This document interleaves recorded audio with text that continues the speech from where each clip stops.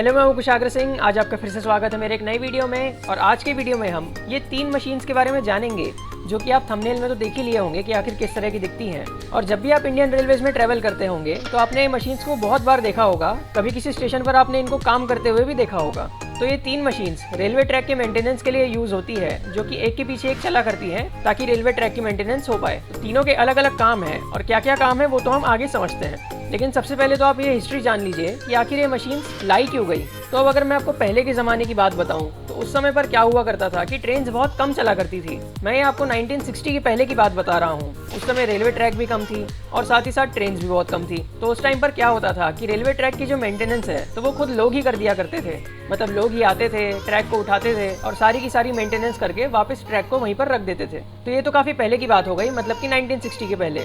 उसके बाद 1960 के बाद में ट्रेन्स अचानक से काफ़ी ज़्यादा बढ़ने लग गई और कॉशन ऑर्डर मिलना बहुत मुश्किल हो गया मेंटेनेंस के लिए। कॉशन ऑर्डर का मतलब ये है कि जब भी ये लोग मेंटेनेंस करते हैं तो वहाँ पर ट्रेन्स को थोड़ा सा स्लो जाने के लिए बोलते हैं या फिर उतनी देर के लिए ट्रेन्स को कहीं ना कहीं रोक दिया जाता है। तो अब ट्रेन्स बढ़ रही थी और लोगों को टाइम पे पहुंचाना था इंडियन रेलवेज को, तो वैसे में मेंटेनेंस हो नहीं पा रही थी क्योंकि उसमें थोड़ा टाइम तो लगता ही था। इसलिए इंडियन रेलवेज ने 1965 में मशीन्स को लाने की सोची और 1965 में ही ये बनना शुरू हो गई। सबसे पहले तो इन्हें बाहर से खरीदा गया, जिसमें मेन ऑस्ट्रिया की, ध्यान दीजिएगा मैंने ऑस्ट्रेलिया नहीं कहा, ऑस्ट्रिया कंट्री भी एक है, तो वहीं की एक प्लेजर कंपनी है जिसने ये मशीन्स को बनाया और हमें इंपोर्ट किया। उसके बाद 1967 में फरीदाबाद में इसकी फैक्ट्री बन गई और यहाँ पर वो सारी मशीन्स वो खुद ही बनाने लग गई। और फिलहाल मैं अगर आपको बताऊं तो इंडिया में टोटल 1000 मशीन्स अब आ चुकी हैं 2021 की अगर मैं बात करूँ तो। और अभी 2 साल और हो चुके हैं तो हो सकता है और मशीन्स भी यहाँ पर आ गई हों। और 2017 में सबसे मॉडर्न वाली मशीन भी आई जिसके बारे में हम आगे समझते हैं। तो सबसे पहली मशीन जिसके बारे में आज हम बात करेंगे उसका नाम है BCM। और BCM का फुल फॉर्म क्या है? तो इसका फुल फॉर्म होता है बैलेस्ट क्लीनिंग मशीन। बैलेस्ट का मतलब आप जानते ही हैं, गिट्टी होता है। तो साफ साफ सा इसका मीनिंग है कि जो मशीन गिट्टी को साफ करे उसे ही हम BCM कहेंगे, मतलब कि बैलेस्ट क्लीनिंग मशीन कहेंगे। अब लेकिन इसकी जरूरत क्यों पड़ती है, मतलब कि गिट्टियों को आखिर साफ क्यों करना पड़ता है? तो अब आप इतना तो जानते ही होंगे कि रेलवे ट्रैक्स को बिछाने के पहले उसके नीचे गिट्टियों को बिछाया जाता है। अब गिट्टियों को क्यों डालते हैं? तो गिट्टी डालने से क्या होता है कि रेलवे ट्रैक मिट्टी के अंदर धंसती नहीं है। वरना नॉर्मली अगर मिट्टी के ऊपर रेलवे ट्रैक रखी जाएगी तो बारिश आने पर क्या होता है, मिट्टी में तो कीचड़ बन जाता है, जिससे रेलवे ट्रैक उसके अंदर धंस सकती है और जो ट्रेन्स है वो डिरेल भी हो सकती है। इसलिए रेलवे ट्रैक के नीचे में गिट्टी डाली जाती है। और गिट्टी आखिर होती क्या है? तो जो बड़े बड़े पत्थर या बोल्डर्स रहते हैं उनको तोड़ के ही गिट्टी बनाई जाती है। तो ये काफ़ी ज़्यादा मजबूत हो जाती है और इसके ऊपर रेलवे ट्रैक रखने से ये मिट्टी पर इसे धंसने नहीं देती।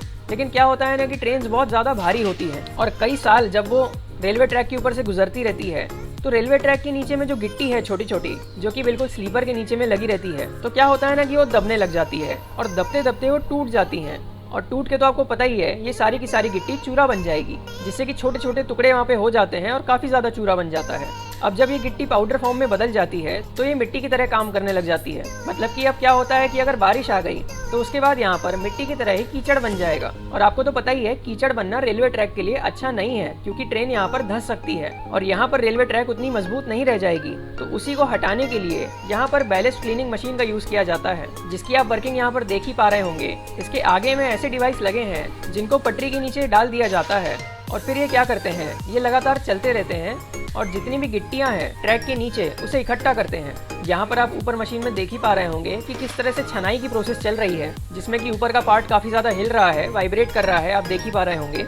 और उसके बाद इसको छानने के बाद यहाँ साइड में जितना भी चूरा या फिर छोटी छोटी गिट्टी जो बच गई थी तो वो सारी की सारी वहाँ से निकल जाती है और बाकी की गिट्टियों को ये वापस ट्रैक के नीचे में डाल दिया करता है। जैसा कि आप यहाँ देख ही पा रहे होंगे कि ये आगे से गिट्टी को उठाता है और छोटी छोटी गिट्टी के पार्टिकल्स को छान के वापस से ये गिट्टी को ट्रैक के अंदर में डाल देता है। अब ये तो काम था BCM मशीन का, जो कि छानने का काम कर रही थी। लेकिन अकेले इसी से मेंटेनेंस नहीं होती, क्योंकि यहाँ पर तो उसने गिट्टी को ऊपर से ही डाल दिया है। लेकिन आप ये चीज़ जानते ही होंगे कि आपको गिट्टी को पटरियों के नीचे में डालना है, मतलब कि जो स्लीपर है उसके नीचे में ये गिट्टी जाना चाहिए। तो उसी काम को करने के लिए इसके पीछे एक और मशीन चलती है और वो ये काम किया करती है और उस मशीन का नाम है टेम्पिंग मशीन। अब सबसे पहले तो आपके मन में ये डाउट आ रहा होगा कि आखिर टेम्पिंग का मतलब क्या है।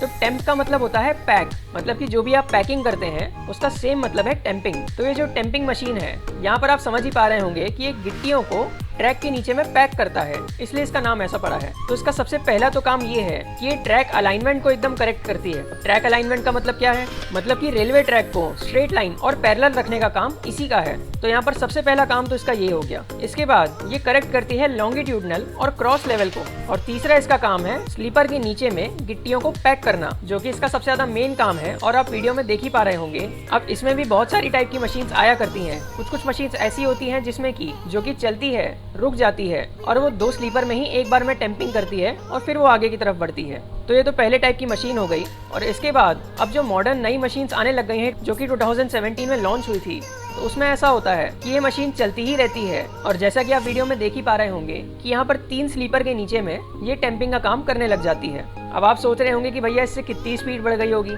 क्योंकि पहले और यहाँ पर लगभग आपको सेम ही दिख रहा होगा। लेकिन मैं आपको बता दूं ऐसा नहीं है। पहले लगभग 0.8 किलोमीटर का काम कर लेती थी 1 घंटे में, और वहीं अब 1.6 किलोमीटर तक की ट्रैक को ये टेम्पिंग का काम कर देती है 1 घंटे में। तो यहाँ पर आप समझ पा रहे होंगे कि यहाँ पर स्पीड थोड़ी सी इसकी बढ़ गई है टेम्पिंग करने के लिए, मतलब कि मेनली जो स्लीपर होते हैं उसके नीचे में गिट्टी भरने के लिए। और ऐसा करने से रेलवे ट्रैक एकदम बराबर हो जाता है, जिसके नीचे में पूरी की पूरी गिट्टियां भर जाती हैं। जो काम बैलेस्ट क्लीनिंग मशीन नहीं कर पा रही थी, वो काम अब इसने कर दिया, मतलब कि टेम्पिंग मशीन ने कर दिया, जिसमें बराबर रेलवे ट्रैक के नीचे में इसने गिट्टियों को भर दिया। और यही ऐसा करने से जो पूरी रेलवे की पटरी होती है वो एक लेवल पर हो जाती है, जो कि पहले बैलेस्ट क्लीनिंग मशीन नहीं कर पाई थी। और इस मशीन ने, मतलब कि टेम्पिंग मशीन ने, पूरे रेलवे ट्रैक को एक लेवल पे कर दिया है, जिससे कि जब यहाँ पर ट्रेन जाएंगी तो आपको यहाँ पर थोड़े से झटके कम आएंगे। वरना नॉर्मल रेलवे ट्रैक्स में जहाँ पर ये मशीन काम नहीं करती, तो वहाँ पर आपको काफी ज्यादा झटके महसूस होंगे। और वहीं अब हम इसके बाद तीसरी मशीन के बारे में बात करेंगे, जिसका नाम है डायनेमिक ट्रैक स्टेबलाइजर या फिर DTS मशीन। तो अब ये मशीन क्या काम कर रही है, तो यहाँ पर आप इस वीडियो में देख ही पा रहे होंगे इस मशीन का काम। तो ये मशीन रेलवे ट्रैक को दृढ़ कर रही है, या फिर दूसरे वर्ड में कहें तो मजबूत कर रही है। मतलब कि रेलवे ट्रैक्स की मजबूतीकरण का काम जो है वो DTS मशीन संभालती है, मतलब कि डायनेमिक ट्रैक स्टेबलाइजर। और अगर हम इंग्लिश में कहें तो कंसोलिडेशन का काम ये कर रही है। और कंसोलिडेशन को भी ये यूनिफॉर्मली और फास्टली कर रही है। यूनिफॉर्मली का मतलब हो गया कि एक तरह से, और फास्टली का मतलब तेज हो गया। मतलब कि जो डायनेमिक ट्रैक स्टेबलाइजर है, तो ये रेलवे ट्रैक को मजबूत कर रही है, ताकि इसके बाद ट्रेन जो है यहाँ पर आराम से अपनी निर्धारित स्पीड से चल पाए। तो सबसे लास्ट काम इसका होता है, और इसके बाद रेलवे की जो ट्रैक मेंटेनेंस है वो पूरी हो जाती है। बाकी मैं आपको बता दूं, ये तीनों भी मशीन सेल्फ प्रोपेल्ड होती है, मतलब कि ये अपने आप चलती है। इसमें अलग से कोई इंजन लगाने की जरूरत नहीं पड़ती है, डीजल से ये चला करती है। साथ ही मैं अगर आपको इस मशीन का प्राइस बताऊं तो वो होता है लगभग 28 करोड़ का, मतलब कि 28 करोड़ का। और ये प्राइस मैं आपको सबसे मॉडर्न वाली मशीन का बता रहा हूँ। बाकी पुराने हो सकता है थोड़े से सस्ते हो, लेकिन नए वाले लगभग 30 करोड़ की एक मशीन बनती है। साथ ही मैं बता दूं, इंडिया में इन मशीन्स की डिमांड बहुत ज्यादा बढ़ गई, क्योंकि रेलवे लाइंस भी काफी ज्यादा हो गई थी। तो उसी डिमांड को पूरा करने के लिए प्लेसर कंपनी ने अपनी दूसरी यूनिट भी खोल ली, जो कि उसने गुजरात के करजन में खोला। वहीं पहली यूनिट आप जानते हैं कि फरीदाबाद में थी, और अब दूसरी गुजरात में एक और खुल गई है। और इसका सिमुलेटर भी लगाया गया है इलाहाबाद में, या फिर आज हम प्रयागराज भी उसे कह सकते हैं। तो वहाँ पर इसका सिमुलेटर लगाया गया है, ताकि इसमें जो काम करने वाले कर्मचारी हैं वो इसे अच्छे से समझ पाएं और अच्छे से इसकी ट्रेनिंग ले पाएं, ताकि इसके काम बराबर चलते रहें। बाकी मैंने आपको बता ही दिया, इन तीनों तरह की लगभग 1000 मशीन्स पूरे इंडिया में आज हैं, और लगातार ये सारी ट्रैक्स का मेंटेनेंस करते रहते हैं। आपने बहुत बार इनको देखा भी होगा, और आप देखते भी रहेंगे आगे। अब देखते हैं इनसे भी कुछ मॉडर्न मशीन्स आती है कि नहीं, लेकिन फिलहाल ये 3 मशीन्स के बारे में मैंने आपको समझा दिया।